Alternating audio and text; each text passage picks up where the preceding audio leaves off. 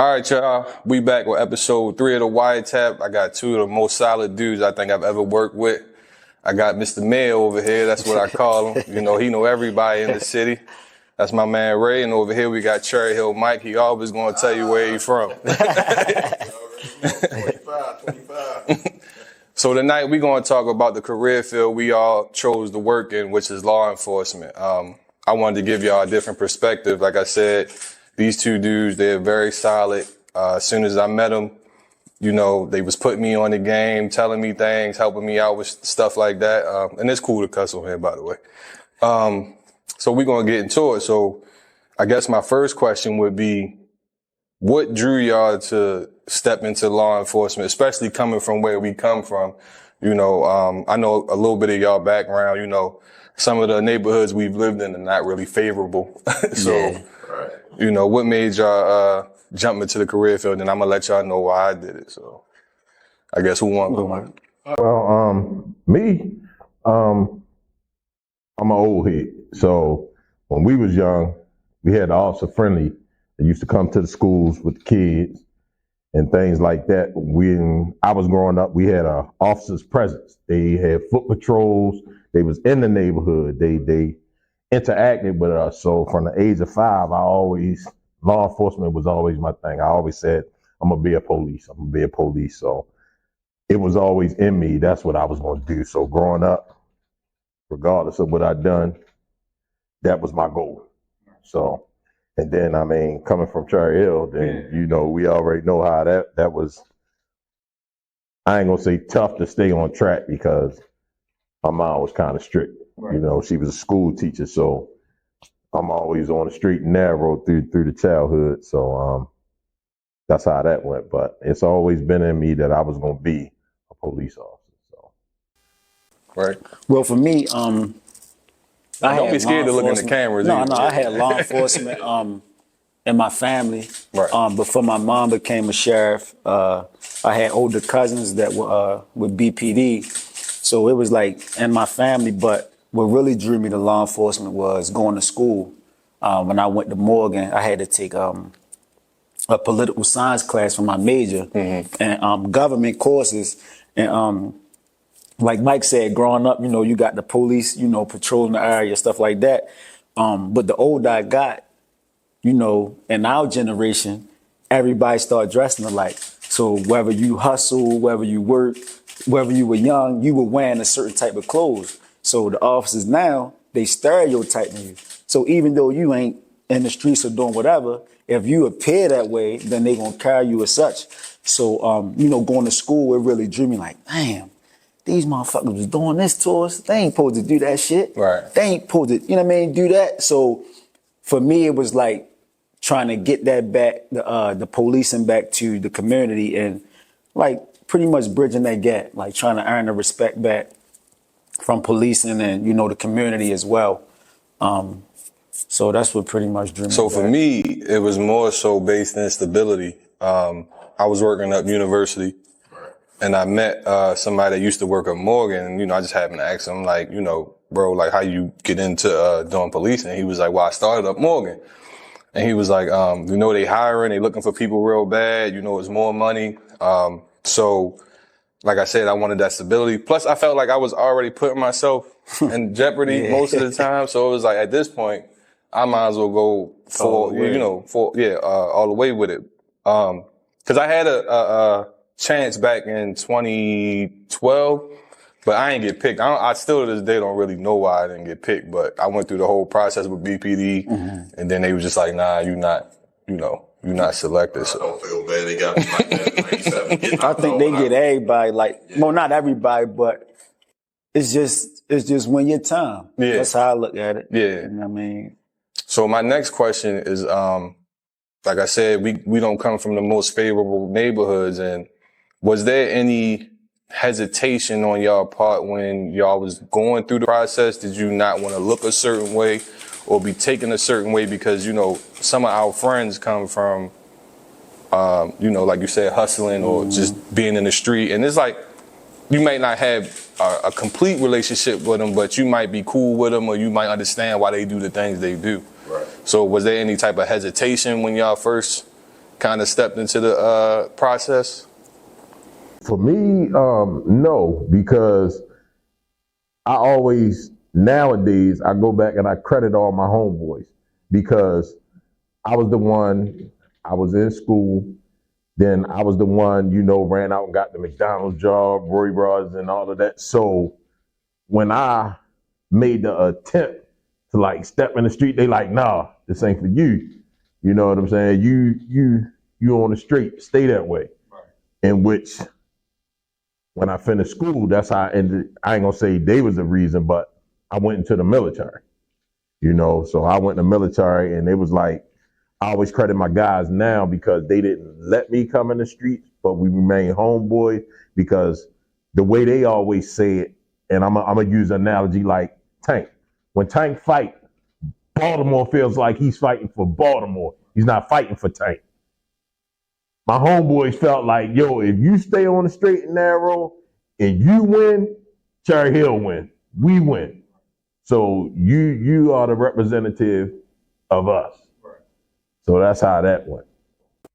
Well, for me, like all my friends, like most of them looked up to me. Mm-hmm. So it wasn't like really no hesitation there. And only the people who were really close to me, they the only ones who knew, the path that I had chose to take because I like did armed security. So when I did that, they like, damn, you know what I mean? You did that, this and that. And I'm like, yeah, y'all can, y'all can do it too. And then I'm like, well, shit, I'm doing armed security. Same thing. I might as well try to, go ahead and go all the way out and be law enforcement. And it's funny that you asked that question because I got cousins, my family, most of them from DC. You feel what I'm saying? So they lived how they lived down there. Me and my family up here lived how we live up here. So after we graduated from the academy, my mother threw us a graduation party. It was my sister's birthday, so we did both of them together. And 90% of my friends are from, I'm gonna say outside. Right. You know what I mean? They got an outside background. And they were there, like they were at the party. So my cousin, I ain't gonna say her name, but I guess she had a couple drinks in her. She come up to me, she pulled me up. She like, hey cuz, what made you switch sides? So I'm like, what you mean switch sides? You know what I'm saying? So she like, what made you want to be a police and all this? I'm like, for one, I said, I ain't switching no sides. Right. I said, for two, she was like, yeah, from the background when how we came up. I said, you ain't come up how I came up. I said, I can bet any amount of money you ain't come up how I came up. And I'm like, everybody gonna love me for who I am.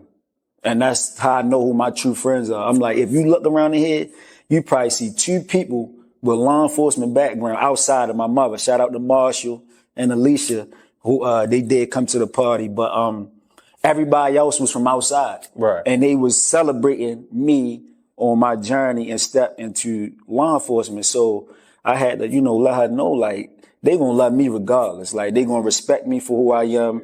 What I do from my 9 to 5 is what I do. Right. You know what I mean? So it was just like, it was a big step for me and also for them. Cause even like still, they be like, man, I wish I can do it.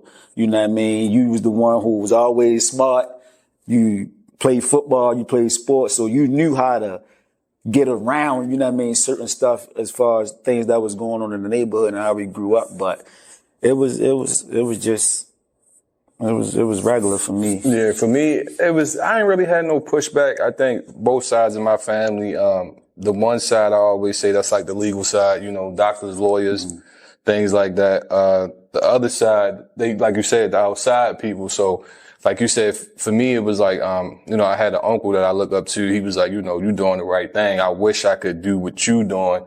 I made all this money in the street, but, after a while, what does it even mean? You get what I'm saying? Cause he up in age now. Right. So it's no, like he always tell, there's no 401k in the street. Right. So it's like, yeah, I get what you're saying. Like they definitely was proud of me, stepping into that, I guess you say that space in life, because also what most people don't realize too, it can help them. Yeah. You know what I'm saying? I've had tons of family members call me and like, hey, what can I do about this? Or what can I do about this? Or was this even legal to begin with? So it can definitely help the family if you look at it from that standpoint. But nobody really gave me no pushback. Maybe 1 or 2 jokes here and there, but other than that, nobody really said nothing crazy. What was like the most surprising thing to y'all when y'all got on this side? Like something that y'all learned. I know for me in the academy, it was learning like how people would rack up charges. Like they think they doing one thing, but you're really doing like 50 things. Right. So for me, that was one of the things. Another thing was understanding why you have so many police officers on traffic stops, because as being a civilian, when I used to ride by, I'd be like, why is like 40 cops out here for this one traffic stop? Right. But now being on this side, you completely understand it. One of the first things for me, especially being in the academy, when you learn the law and you learn how some of the stuff that was done is verbal judo and not really the law, and then you learn the meaning of some things, and you know one of the things that always stick out is loitering, right? When you learn the meaning of or the law on what loitering is or what is considered loitering, meaning you can't block the entryway to something, you can't impede people walking up and down the sidewalk, things like that, that's considered loitering. But if you just stand there, the police be like, look, when I come back around, I'm gonna lock you up for loitering. And you're not standing in nobody's way, you're not standing in front of the door of a store front or anything like that. So when you learn stuff like that, you're like, wow, that was some of the surprise, one of the surprising things to me. Just when you learn the law and know how it's supposed to be applied, as opposed to how you see stuff applied. That was some of the surprising stuff for me. Yeah, both of y'all touched on some major points that that was surprising to me, especially with the traffic stops. You know, the loitering, because everybody, you know, hang outside. But another thing was the 21-foot rule. You know, and why officers be so quick to you know, for the knife, draw a firearm instead of certain, you know, other weapons on the utility belt. And also discretion. Learning discretion in the academy and the law, that was really surprising to me. Knowing that certain things you don't even got to arrest somebody for, you know what I mean? Certain things you can let them go for, you can write criminal citations. So it was things like that that just blew my mind. I'm like, dang. He got locked up. He had a bag of weed. They could have let him go. They could have gave him a civil citation, anything. But they chose to have you down central buck in 20, 23 hours. So discretion and other things of the law, like that really was surprising to me as well. Yeah, that's I remember like the first day when they said that, I was like, oh, so I don't have to do certain things. I mean, like certain things are necessary. You get what I'm saying? Like if somebody's life is in danger per se. But like you said, for something as simple as that, it's like, bro, I'm not even trying to jam you up. Because the one thing that I do get frustrated with being on this side now is that people have a stereotype about you, about your character. You get what I'm saying? They think because you have the uniform on, that automatically puts you in a certain category, and that's not necessary. Because there's been plenty of chances where I could have arrested somebody, but I'm like, yo, just go. Like, go on about your business. Like, you don't got to do all this, you know. And, you know, I'm pretty sure y'all done dealt with people who have become combative, or they just not hearing you, you know, they whatever they frustrated about, but it's like, bro, I'm really giving you a chance to step off. So, you know, this day for you don't have to be any worse. My next question is going to be like, what was y'all feeling towards certain, I guess you would say, political stances? Like, you know, I feel like the last 10 years, and I don't know if it's because social media is much more present, but, you know, we see our people kind of always fall to the wayside in certain situations, or, you know, they're not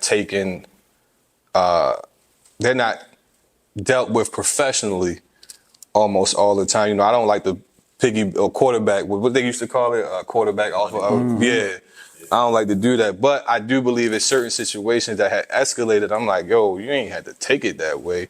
Do y'all ever feel the pressure of that from like your peoples or your friends, family, whatever, when they bring up, because I definitely had these conversations around holiday time where people bring up certain shootings or certain people that died. And in saying that, you know, us as law enforcement, especially black law enforcement officers, we walk a line. Right. You understand? We walk a line as a black man, and we walk a line as a law enforcement officer. When things happen, you have to try to see the picture from both sides. Right. And sometimes it can be hard, you know, but we all know right from wrong. Right is right and wrong is wrong. And some of the things done are wrong. And we have had situations where, you know, police have shined a bad light on us. Right. And, you know, we always try to live by one bad apple don't spoil the bunch. Right. You know, what they did don't make me that person, because I know what it's like to be a black man, and I know what it's like to be a law enforcement officer. So, you, like you said, you do get those questions, especially, you know, hanging around your guys, and, you know, certain situations that come up, and you try to explain it to them from both sides. A lot of times they are 85% on the street and 15% are understanding you. And it's like they want to understand you, but they're going to feel how they feel because of what they're used to. And all they know is something happened to a black man. They don't know the law that could have got it to that situation. Not the fact that it got elevated, because sometimes it's a certain thing that gets you to that situation, and it don't have to be elevated to that end result that it got to. But you try to get them to understand, okay, this is where it started. And I understand it got here and it didn't have to. But when you was here as the law enforcement officer, this could have been done for that to be avoided. You know, so you have to go into that. And a lot of times the end result ain't always them understanding. It's always a, yeah, all right. But, you know, they know you right in a certain sense. But because we black men in the society, they don't want to admit it. So you'll get the, yeah, all right. Mm-hmm. I think it's majority social media for me. Mm-hmm. Like when you see certain incidents that happen, you know, around the city or that's broadcasted, and you know from your perspective, both sides, you can actually weigh in more than a person that's only on, you know, the other side. Right. So, like, I try not to get caught up in it because I know what I know. I know what's right, and I know why an officer or a certain person would do or react how they would to a certain situation versus a regular civilian, you know, and they be like, well, they ain't had to do that, or they ain't had to do that, or they should have did. And I'm like, well, you got to put yourself in, you know, them people's shoes, like the training they went through, the things we learned, the law, everything. So when certain things happen, you got to take that stuff into account versus how you would act as a civilian, you know, because absolutely, absolutely, absolutely. And it's like you can explain it to them in so many ways, but when their mind is just stuck on you saying it from a law enforcement view, they not really taking that into account of you black too, or you came from the same background they came from. Like, you know what I mean? So it's more so people just being stubborn in the way they think and not really wanting to understand, because I guess they don't want to feel different, or they don't want to feel like they been on the law enforcement side. You know what I mean? So it's just some people that just stuck in their ways, I'm gonna say. Yeah, because I remember, if y'all remember a few years ago, the dude that did the Black Panther movie, he had the police called on him. This was like in Atlanta. He was trying to be discreet about taking out some money. And I guess the bank teller panicked. So when the police get there, they like, you know, they on 10. So my man's hit me. He like, yo, why they come out with their guns drawn out? Da-da-da-da. I said, bro, if I called you and I told you I was being robbed, how you coming? He like, oh. I'm like, yeah, because the way it was communicated. Because sometimes it be that, and most people don't understand it. The way that it's communicated, sometimes that's why you coming in at 10. You get what I'm saying? So when I said that to him, he was like, oh, I kind of understand. And I'm like, yeah. I said, you can't blame you necessarily can't blame the officers because you got to understand it's a level of communication. So it's the person that calls the dispatcher and then, you know, how it comes out. Right. You get what I'm saying? So it's like whatever perception that the bank teller felt, she felt like it was something else, even though it wasn't. But, you know, if I got a call that somebody being, you know, a bank getting robbed, you know, I'm going to come with my gun ready. I'm not about to be lacking, you get what I'm saying? So I guess my next question would be, how do you function with, I guess you would say, like, certain things that y'all do find to be unreasonable? Like, how do y'all function with that? Unreasonable in the sense of, Like, sometimes you, and I guess it's kind of, I'm trying to dance around the question a little bit, but I guess what I'm saying is hold on. I guess what I'm trying to say is, like, when you do see a situation that you like, that was definitely uncalled for. Like, are y'all okay with calling out certain things that you feel like shouldn't have been done? You know. oh, absolutely. And one of the highly publicized is George Floyd. Mm-hmm. Absolutely unnecessary. And we know from our training that, number one, if a person is in handcuffs, they shouldn't be laid flat down because it's already restricting your breathing, because your chest, we all know, right, inhale, exhale. Yeah. If you lay face down, your chest don't have a chance to expand and contract with your breathing. So you already restricted there. And then to have somebody put their knee on your neck is just, 100%. Yeah, 100% uncalled for. And that was definitely call that out. Yeah. I can use examples from even being at work. Mm-hmm. You know, certain situations we get irate family members, you know, things like that. And certain, you know, deputies or officers, they go straight to 10 when sometimes I get it, but sometimes it don't necessarily have to be that. And if I'm in the area, I'm gonna intervene. I'm not gonna let you do nothing that's gonna get us in trouble. Right. You know what I mean? Because of your emotion or how you feel in that moment. You know, so I'm gonna look, bro. I got it. You know, just take a step off. But I definitely look for things. You know, even on social media, like you said, the George Floyd or the incident where the female officer responded to the house and the guy had, what do you think, he had a pipe or something, mm-hmm, and he came running at her and she was late pulling her fire. Like certain situations like that, like you gotta come already here. Once you approach the scene, you see he got a weapon, you should already be, even if it's not out, you should be ready to draw and, you know what I mean, do what you gotta do. But calling out mistakes or officer fault, you know, mishaps, I definitely look forward to that because it not only helps the law enforcement community, but also help me if I'm ever in a situation or a similar situation on how to think quick or how should I approach based off somebody else's mistake, right, you know, so. Yeah, I feel that because, like, I definitely, like you said, you don't want to be in a situation where now we all getting in trouble because somebody took something to a level that didn't have to go to. Because I know the one thing, like I remember one time, you know, working at the other agency, got into it with somebody, and I just happened to be on the phone. Shorty was like, yo, you got to come down.